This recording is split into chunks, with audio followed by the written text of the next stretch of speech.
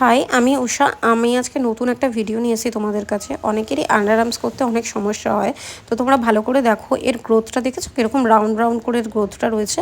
তো আমি প্রথমে ছোটো ছোটো সেকশন করে ভ্যাক্স অ্যাপ্লাই করব।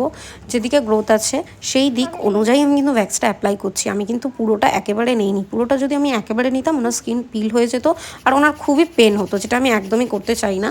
যাতে পেনলেসভাবে ওনার ভ্যাক্সিনটা কমপ্লিট করতে পারি সেইভাবেই ভ্যাক্সটা করেছি।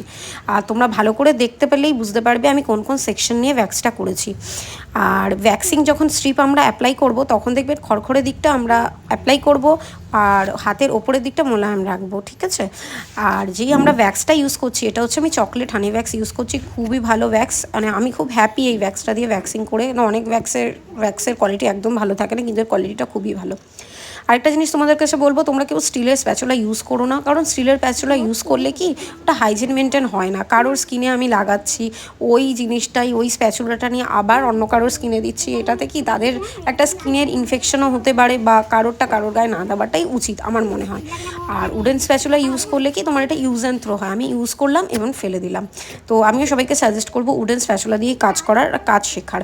উডেন স্প্যাচুলা দিয়ে তুমি যখন ভ্যাক্স করবে ক্লায়েন্টের গরমও কম লাগবে, এতে তোমার ক্লায়েন্টও বেশি হ্যাপি হবে। তুমি যদি দেখবেন স্টিলের স্প্যাচুলা ইউজ করছো তখন দেখবে তোমার একটু গরমটা বেশি লাগে, ক্লায়েন্ট দেখবেন খুব একটু বলবে যে আমার লাগছে, এখানে গরম লাগছে, ওখানে লাগছে। কিন্তু নয়, স্টিলটা যেহেতু খুব তাড়াতাড়ি গরম হয়ে যায় তাই ক্লায়েন্টের পেনটা বেশি লাগে। তুমি যদি উডেন স্প্যাচুলা দিয়ে কাজ করো দেখবে ক্লায়েন্টের ওই জিনিসটা লাগবে না, কারণ উডটা কখনো গরম হয় না, ঠিক আছে। তো তোমরা দেখলে আমি 3 ভাগ করে কিভাবে অ্যাপ্লাই করে ভ্যাক্সিনটা করলাম।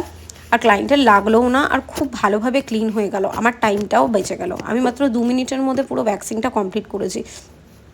তো তোমরা আমার এই টেকনিক ফলো করলে তোমরাও এইভাবে ভ্যাক্সিন করতে পারবে, আর কোনো ক্লায়েন্টের কাছে কোনো কমপ্লেন তুমি কখনোই পাবে না। তো তোমাদের যদি আজকের ভিডিওটা ভালো লেগে থাকে তো আমাকে প্লিজ একটা লাইক করে দিও অ্যান্ড সাবস্ক্রাইব করে দিও। ওকে, বাই বাই। নেক্সট ভিডিও করার জন্য ফলো